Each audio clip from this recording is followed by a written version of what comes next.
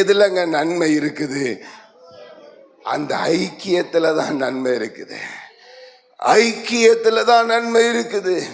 ஒருவேளை ஆலயத்துக்கு நீங்க வருகிறவர்களாய் இருக்கலாம், உங்களுடைய மனதளவில் ஐக்கியம் இல்லை என்று சொன்னால், உங்களுடைய நினைவு அளவில் உங்களுக்கு ஐக்கியம் இல்லை என்று சொன்னால், நீங்க நன்மையை அனுபவிக்க முடியாது.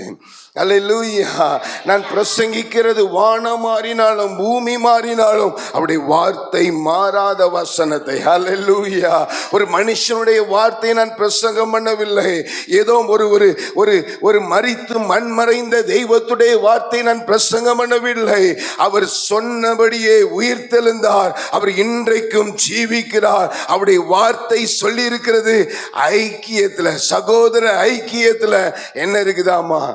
நன்மை இருக்குது, நன்மை இருக்குது.